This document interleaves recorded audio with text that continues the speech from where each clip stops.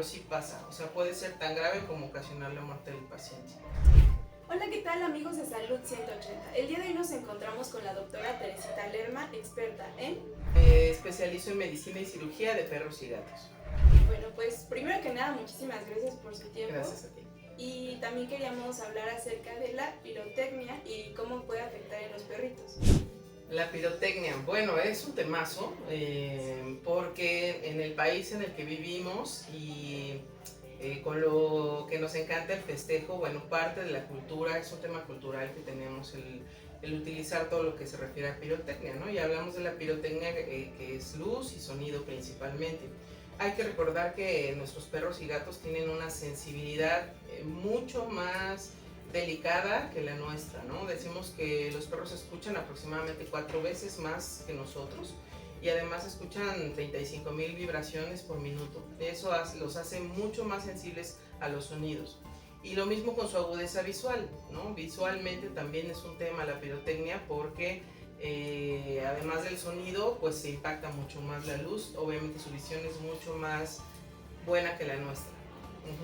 Y justamente hablando de eso, me gustaría que nos compartiera qué tan peligroso puede ser que, pues justamente el ruido de la pirotecnia con los perritos. Sí es peligroso y estamos hablando de un abanico de posibilidades dependiendo de la sensibilidad del paciente. Tenemos pacientes que no hacen ningún tipo de reacción, o sea, no les ocasiona como tal una incomodidad. ¿Por qué? Porque a lo mejor han sido sensibilizados desde cachorros o son pacientes que nacieron en una zona de la ciudad donde toda su vida han escuchado el sonido y aunque es incómodo, ya lo hacen muy propio y no es tan grave. Pero tenemos pacientes que puede ocasionar desde un cuadro de ansiedad, cuadros convulsivos severos, graves, hasta problemas cardíacos incluso, ¿no? Sí tiene el paciente que tener ya alguna predisposición a tener algún problema de salud previo, pero sí pasa, o sea, puede ser tan grave como ocasionar la muerte del paciente. Eso obviamente sumado a que se exponga directamente a la pirotecnia, ¿no? Que sí pasa. Es muy común en esta ciudad que tengamos pues el festejo y todo prácticamente en las calles cerradas y que haya perros ahí también. Y sí tenemos cada festejo, tenemos pacientes que vienen a consulta por quemaduras, laceraciones, o sea, todo tipo de lesiones también de piel incluso. Okay. Y para identificar cuando ya es tiempo de ponerle atención a nuestros perritos en este caso, ¿cuáles son los primeros síntomas que podemos como identificar como la alteración, ¿no? Ya sé que empiezan como a ladrar, pero hay otros síntomas que podemos... Sí, bueno, estamos hablando como de pacientes que están totalmente en interior, de inicio, vamos a hablar de ellos, que están pues junto a ti viendo la tele con tranquilidad. Lo primero que notamos, porque todos ya nos acostumbramos a sentirlos, es que tiemblan, o sea, un temblor generalizado. Podemos percibir que se incrementa la temperatura corporal, o sea, como si estuvieran bajo fiebre, ¿no? Se sienten calientes, se pueden llegar a notar rojos, incluso rojos de su piel, las orejas, la carita, las partes que tú estás acostumbrado a verlos. De ahí pues ya siguen otras situaciones como hacerse pipí, popó en la zona en donde están, esconderse, o sea, no es suficiente a veces con que nosotros los protejamos, ellos van, se esconden y se aislarse, digamos, del ambiente totalmente. Y justamente hay otros mitos, y no sé si es realidad o no, que hablan acerca de vendarles la parte de aquí del estómago. ¿Qué tan...? Sí, el cuerpo de nuestros pacientes veterinarios, igual que nuestro, tiene una conexión neurológica impresionante.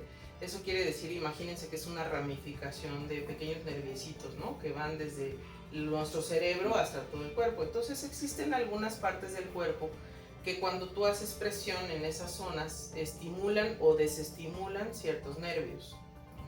Hay un nervio muy conocido que es el nervio vago, que haciendo presión en ciertas partes del cuerpo puede ayudar a disminuir lo rápido que va el corazón, puede ayudar a disminuir la temperatura corporal, puede ayudar a que el paciente se sienta más tranquilo. Ya los venden, o sea, comercialmente, digamos, hay ya aditamentos que viene ahí el instructivo de cómo se colocan con esa intención, ¿no? De hacer un poco más de presión o contención en esa zona. Simular un poco lo que haríamos nosotros al abrazarlos y ellos se sienten seguros, ¿no?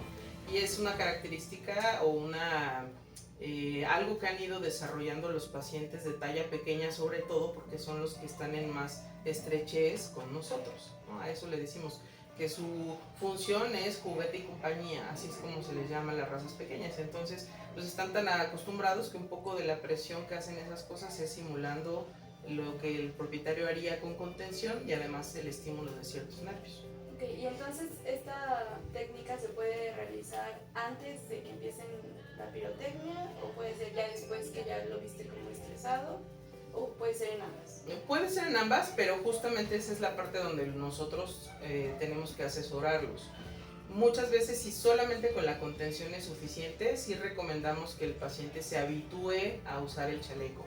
Es decir, si hoy es el día clave y la pirotecnia está todo lo que da y ese día quieres ponérselo, le queda grande, no le queda bien, está desajustado, entonces sí requiere de que previo se lo midamos, de que él se acostumbre a que es algo cómodo, ¿no? Hay que recordar que nuestros perros son, principalmente perros, los gatos son un poco más aislados, pero son pacientes de hábitos totalmente. Entonces, si nosotros vamos habituándolos a que usen la ropita, puede ayudarnos. Los pacientes que ya tienen un estrés avanzado, que dices, sabes, con la ropa no funciona, con el aislamiento no funciona, esos pacientes sí se justifica medicarlos. Y no debe ser medicación, el término tal vez no es tan buen empleado porque es automedicación, pero debe ser medicación prescrita por el médico veterinario. ¿Por qué? Porque en ese rango, en ese tema de la medicación también hay rangos, ¿no? No es lo mismo un suplemento hecho a base de algunas plantitas que puedan ser, ayudar a tranquilizar, allá usar como tal un fármaco que ocasione. Y sí hay pacientes que su grado o su complicación ante la pirotecnia es tan grave que sí requieren medicamentos incluso controlados. Pero lo mismo, no pueden usarse el día que ya es el gran problema. Tenemos que ir viendo la sensibilidad al fármaco y eso debe asesorar el médico veterinario.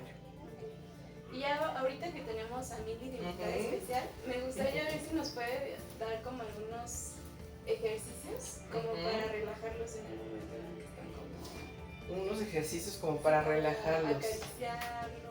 Sí, mira, yo creo que cada paciente es diferente, o sea, realmente las áreas que conocemos que pueden disminuir ansiedad es la zona de la barbilla o el cuello, el encuentro entre los dos brazos o el pecho, ¿no? La parte de las lumbares, que es esta parte, pero si te fijas lo que más le sirve es como sentirse contenida, ¿no? Exacto, como abrazada, pero pues cada paciente es diferente y esas áreas son, digamos, no nos relaja como que le rasques la cabeza ni tampoco la espalda, ¿no? Tiene que ser como movimientos muy repetitivos, muy en la zona del pecho, en las lumbares.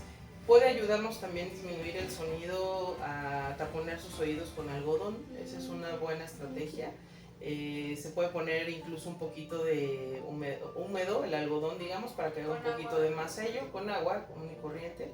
Solamente no olvidar retirarlos al término del evento, ¿no? Porque sí pasa. Y ya por último, doctora, ¿nos podría dar otra recomendación? Otra recomendación, mira, yo creo que el éxito de todas estas situaciones radica en la prevención.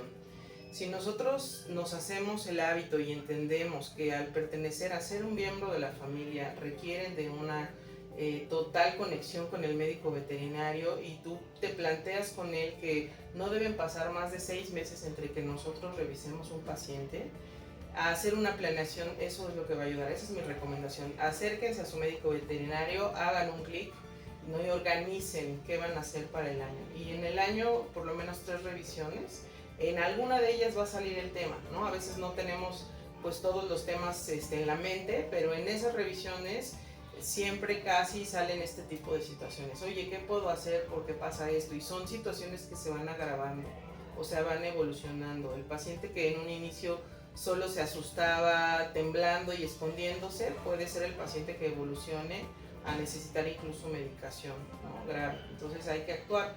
Obviamente las herramientas que tenemos las vas decidiendo conforme el paciente va respondiendo. Hay pacientes que responden con lo más básico y bueno, pues ya no se necesita más, y hay pacientes que sí requieren medicación.